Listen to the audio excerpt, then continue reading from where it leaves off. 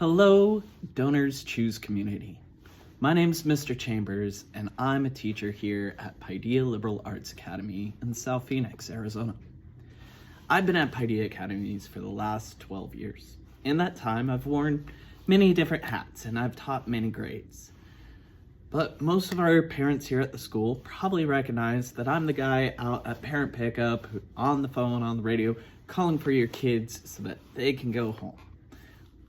I've enjoyed everything that I've done here at Paideia, but next year I get a new role. I get to be the STEM specialist for Paideia Liberal Arts Academy.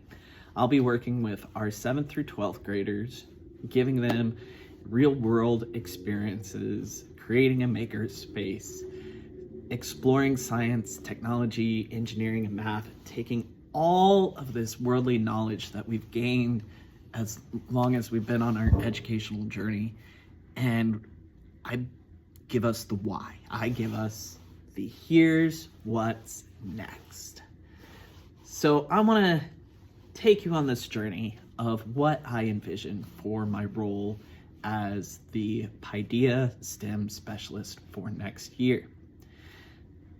I'm reaching out with an ambitious project for next school year.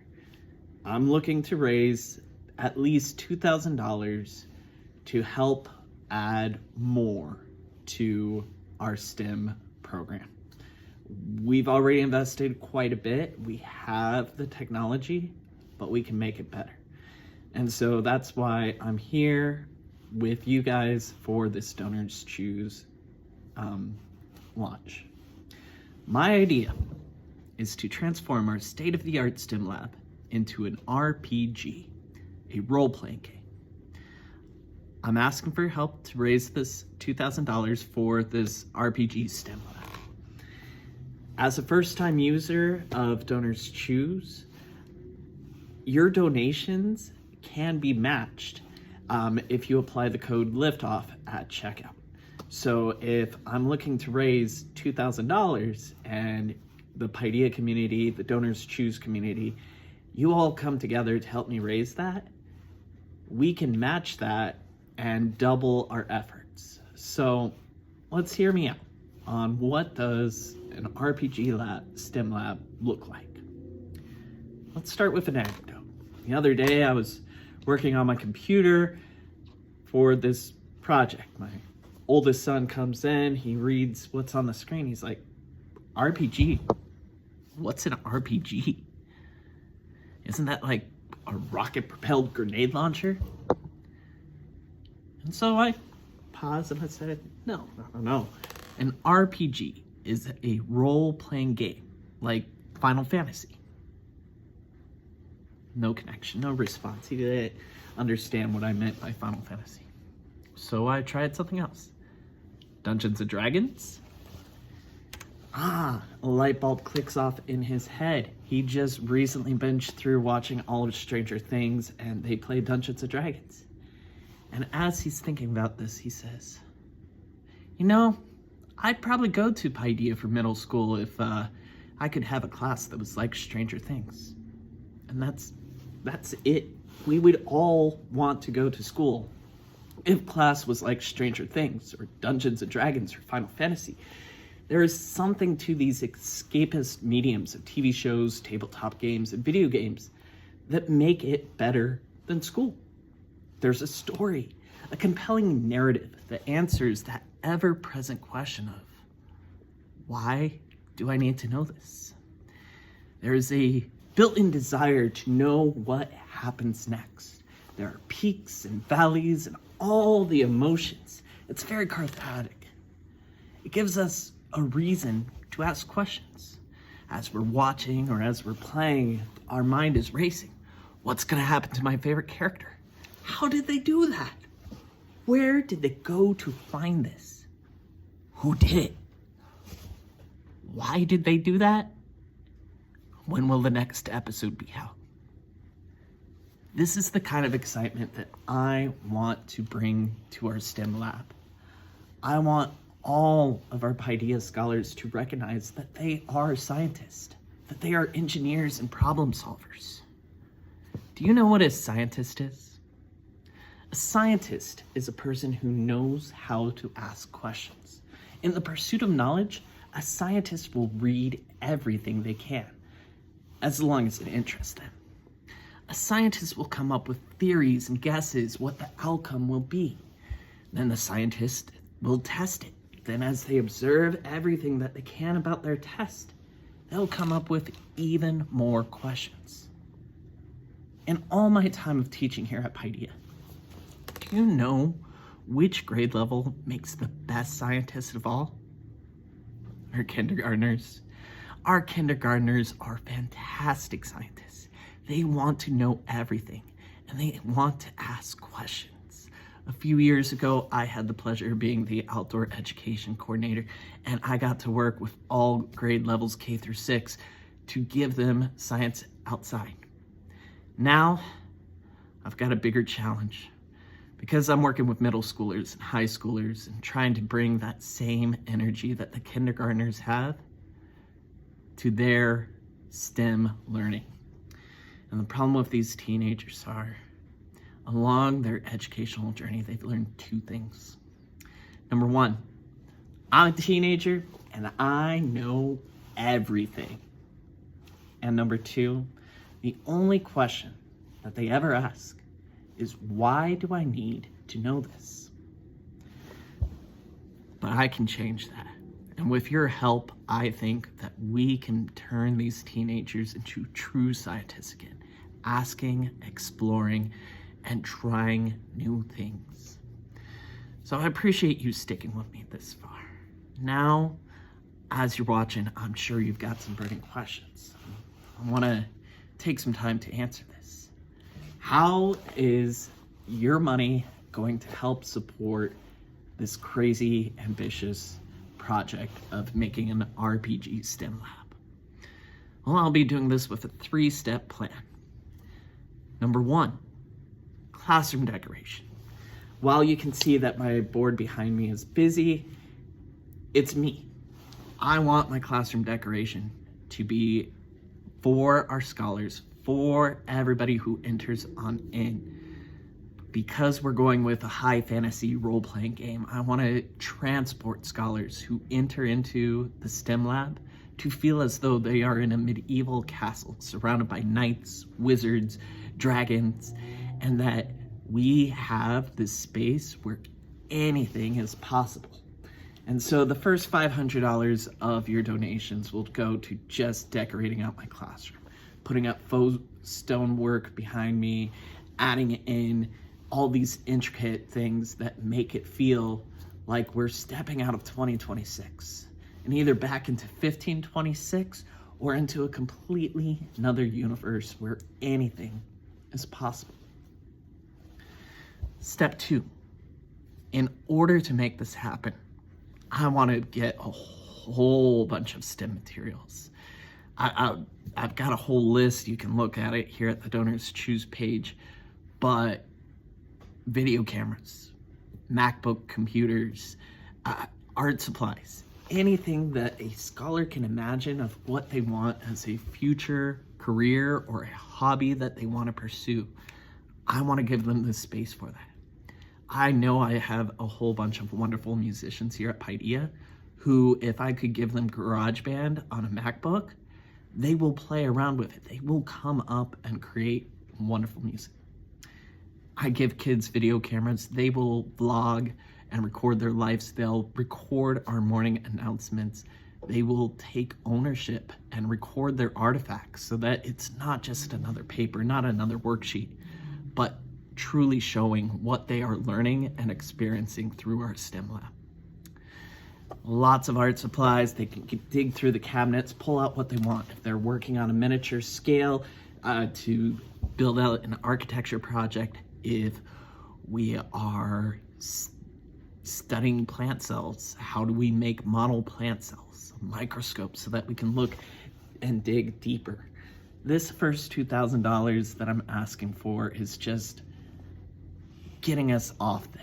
And then as time goes on, as scholars realize what STEM is, what their possibilities could be, the world's their oyster. Anything we can give them, if they want to study photography, fashion design, I want to provide a space where they can work towards that.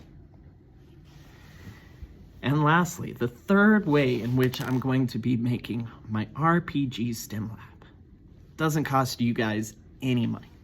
This is free, or at least it's Mr. Chambers dedicating his time to make this happen so that it could be possible. Along with teaching, I'm coming up with video game segments to help with the coaching and teaching of STEM. You can try one out now here in the description, where you will be going around and exploring in an early prototype of this game. I'm still learning, just like my kids will be learning all year long. And in this prototype, I want you to click around, explore, find those pages of information that cover the topics of science, technology, engineering, and math. And then I want you to give it a try. At the end, it's going to ask you to come up with an artifact, some way that makes sense to you to present and showcase what you learned about this topic, about building bridges from one island to the next. This could be a scale model. This could be a blueprint drawing. This could be a video of you actually taking a field trip or traveling with your parents to go see a bridge and to examine it with your own perspective of what makes this stand. Why did they choose this bridge over that bridge? Taking the learning, applying it into this video game that I want you to try. And I want to expand this so that as our Paideia scholars are growing and learning, they can explore this video game world and have real world artifacts. If, say, my friend wants to be a fashion designer, we get her a sewing machine, we get her all the fabrics and yarns so that she could experiment with different sewing techniques and so forth. The video game will have a tailor's guild, a guild that takes known information, compiles videos and essays, reading and writing, things that apply to their interests. And in the video game, they learn. Instead of, here's another book, I want to give them individualized attention, or as much as I can. Some of our scholars are going to be specialists. They know that in their heart, they want to be a welder. And while I'm not asking for welding torches just yet, the video game's going to have a section where we learn the chemistry, we understand the fundamentals and the hard parts of becoming a welder to make sure that your ratios are right, that it's structurally sound, and that learning will help the scholar progress to become a welder when they're older. I want to build out small little segments like you experienced here with this bridge over troubled water little sample game for whatever my kids want. They have unlimited potential, and I'm here to try to foster it. So I've talked a little bit about a few of the friends you'll be helping. Here at Paideia, we serve up to 300 scholars from 7th to 12th grade. And our 7th and 8th graders, they get at least 1 quarter with me. Our high schoolers get 1 or 2 semesters with me throughout their high school journey where they can really learn. Some of them will want to be a jack of all trades. They'll be interested in a hobby this week, a hobby over here, and they'll continue learning. My specialists, they'll be on a one track, they know what they want, and I want to help them progress. I don't want normal grading, you fill out a paper, you turn it in, and we move on. I want our scholars to gain experience points and level up their learning. So I tie in the video game elements They learn, they explore, they see video clips, and they read about the topic that they are interested in. They come up with an artifact, a physical or digital production that they'll show me as, hey, I learned this, and here's what I got out of this experience. Once I see a physical artifact, I'll give them a passcode, a little password to say, hey, next time you go into the game, talk to this NPC, give them this password, and they'll give you more challenges. They'll make you challenge yourself to learn more. And through gamifying our classroom, our scholars will crave, and they'll be asking questions, and they'll be wondering what happens next. What happens to the character I'm playing, and how can I make them the best that I can? Combining the video game, combining our real world elements, crafting the story to make learning fun and playful again. And I think that with your help, this $2,000 will get us started on this ambitious dream of making the STEM lab into a true role-playing game. And why are we doing all this? Well, as my principal told me when he offered me the position to be the STEM lab teacher next year, our scholars deserve it. I thank you for your time. I look forward to updating you with where this project goes and how we can keep STEM here at Paideia growing and evolving into something that I don't think South Phoenix has seen in a long time. So thank you for your time.